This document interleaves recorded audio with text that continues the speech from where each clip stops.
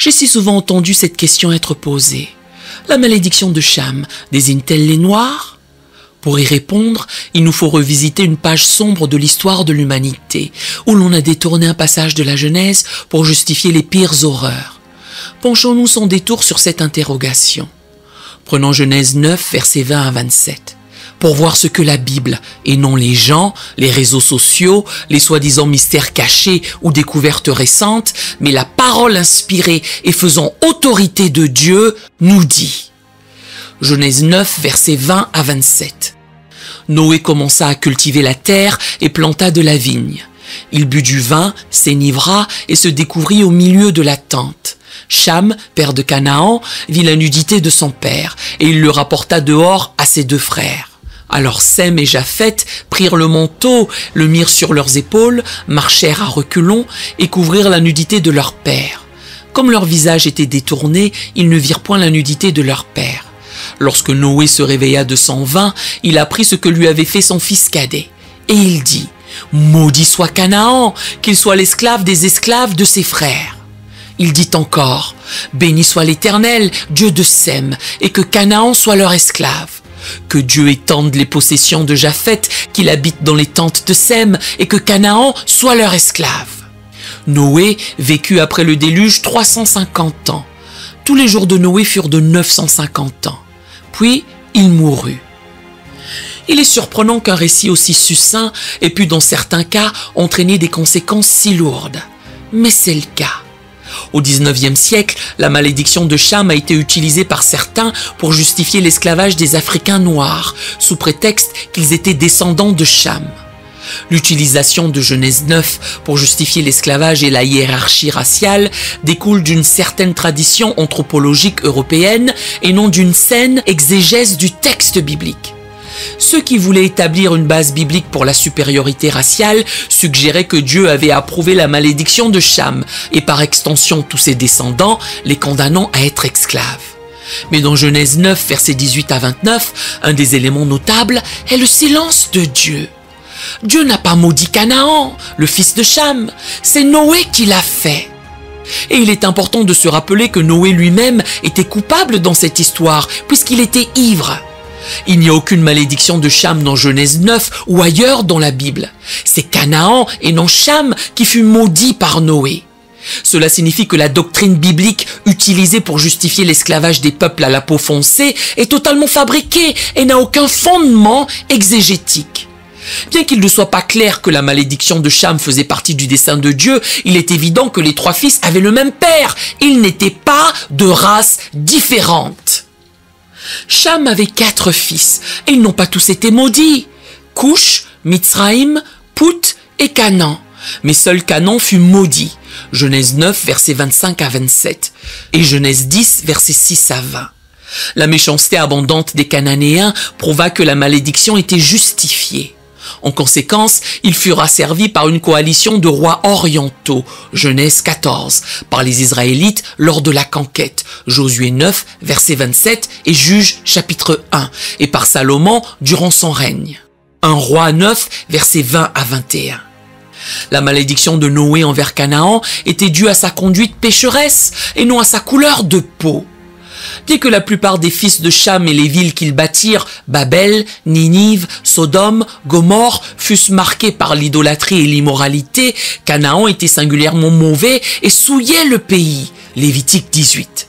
Les Cananéens furent maudits parce qu'ils avaient le cœur mauvais et non parce qu'ils avaient la peau foncée.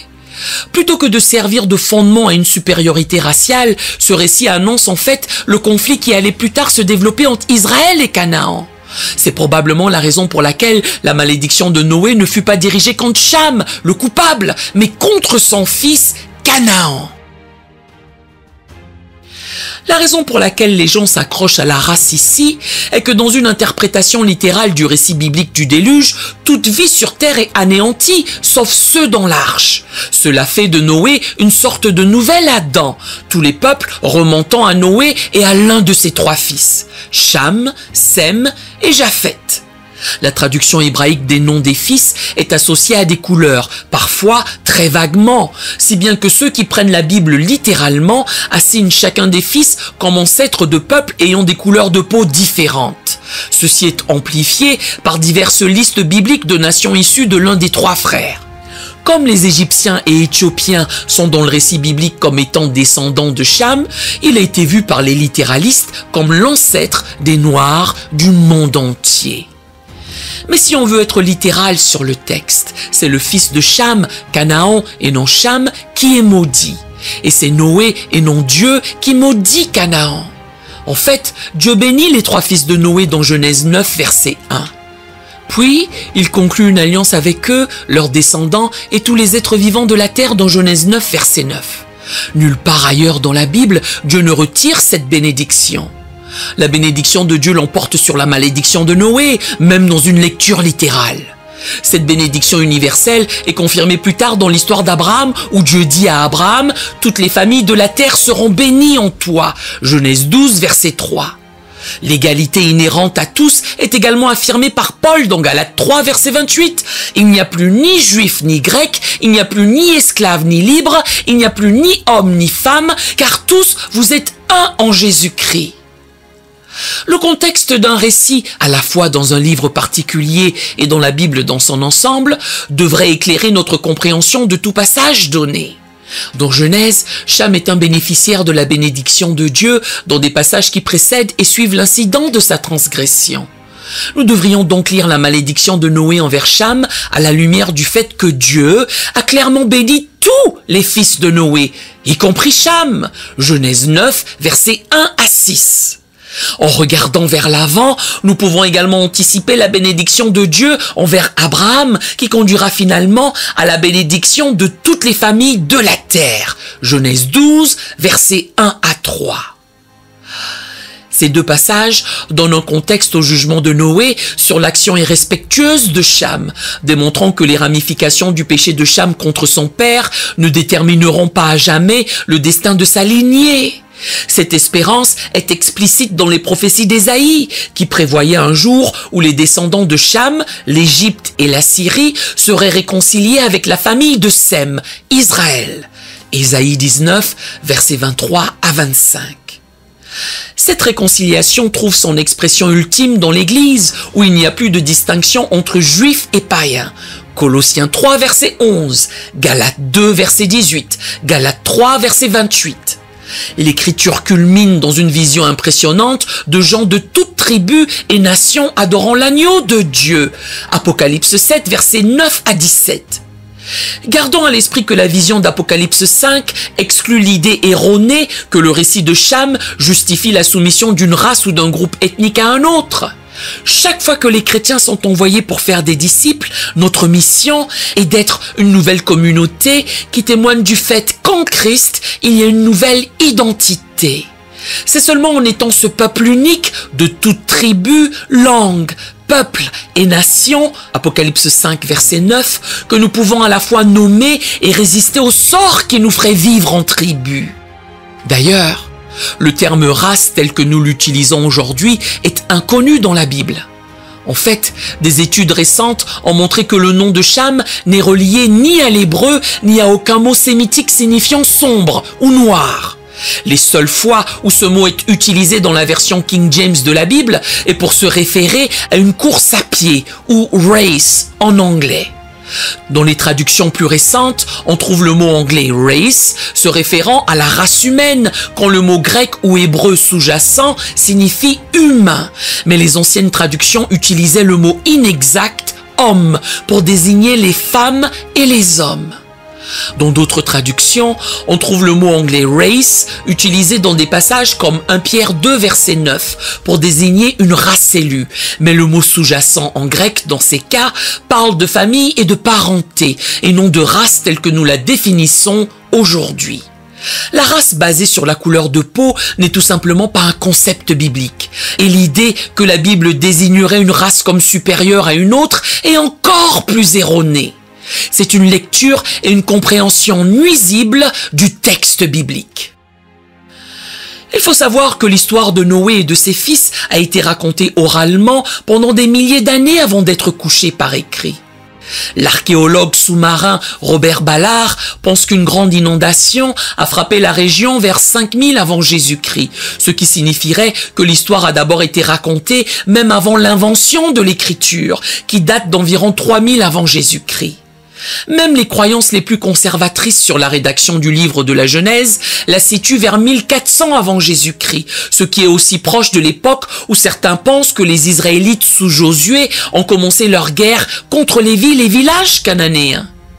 La plupart des exégètes pensent que la malédiction de Canaan, que la Bible liste comme l'ancêtre du peuple cananéen, a été ajoutée à l'histoire pour justifier les guerres des anciens Israélites contre les Cananéens décrites dans le livre de Josué.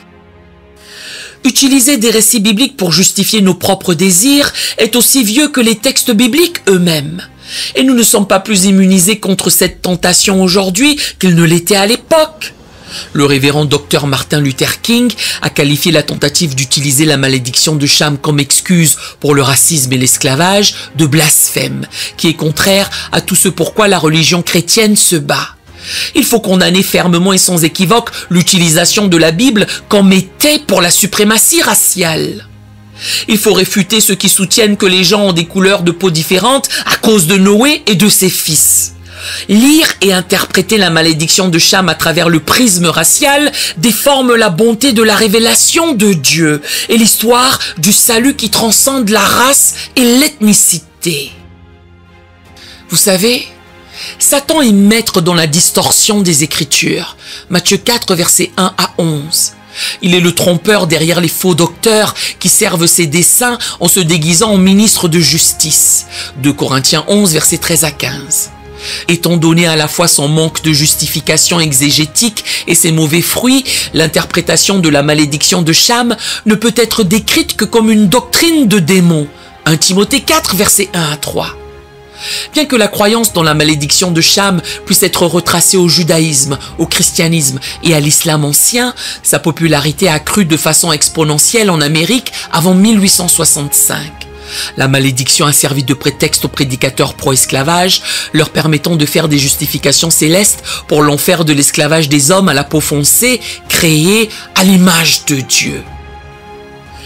Il y a 3 leçons à tirer de la malédiction de Cham. Se contenter de condamner un faux enseignement n'est pas suffisant. Nous devons réfléchir à la façon d'éviter de succomber à des pièges similaires. Voici 3 moyens. Premièrement, méfiez-vous de la distorsion des Écritures pour justifier vos désirs pécheurs. Les faux enseignements sont attrayants parce que certains aiment ce qu'ils promettent. La malédiction de Cham est une forme de prospérité de l'Évangile qui fournit une justification théologique pour l'orgueil, la cupidité, le racisme et la partialité.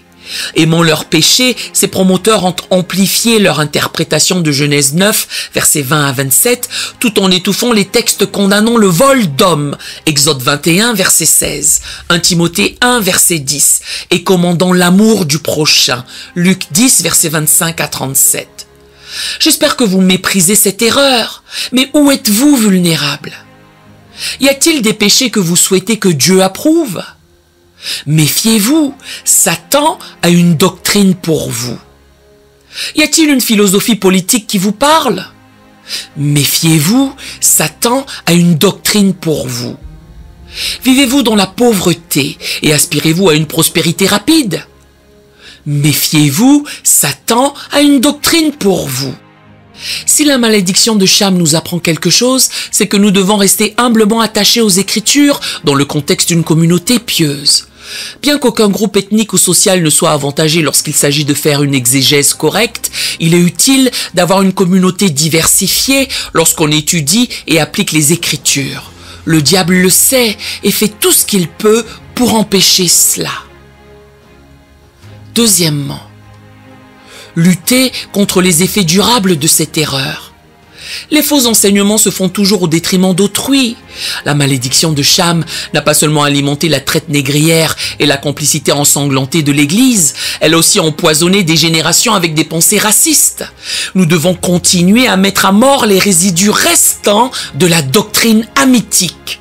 Satan continue à comploter, alors nous devons cheminer ensemble humblement et dans la prière pour éviter ces pièges.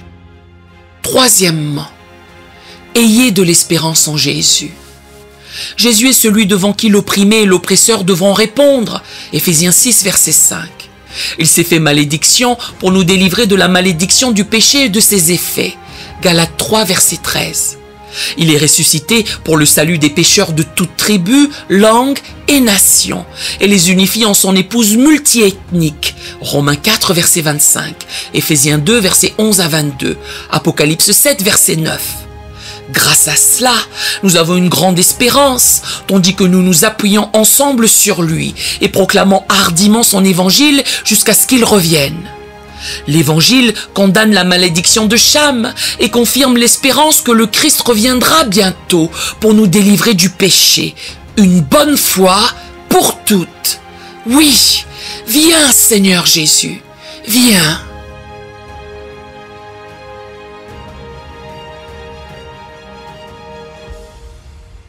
Nous aimerions vous donner l'opportunité de faire de Jésus le Seigneur de votre vie. Voulez-vous bien prier avec moi? Dites Seigneur Jésus, je me repens de mes péchés. Viens dans mon cœur. Je fais de toi mon Seigneur et Sauveur. Et merci Seigneur pour le baptême du Saint-Esprit en moi. Dans le nom de Jésus. Par cette simple prière, nous croyons que le Saint-Esprit vous conduit sur le chemin de la nouvelle naissance. Allez dans une bonne église qui est basée sur la Bible, donnez à Dieu la première place. Nous espérons de tout cœur que ce message vous encouragera. Si vous connaissez quelqu'un qui puisse être encouragé, s'il vous plaît, envoyez-le lui. Édifions le corps de Christ ensemble. Nous publions régulièrement des messages, des shorts et des prières. Appuyez sur la cloche des notifications pour vous le rappeler. Merci infiniment de nous soutenir en vous abonnant à notre chaîne. Que Dieu vous bénisse merveilleusement.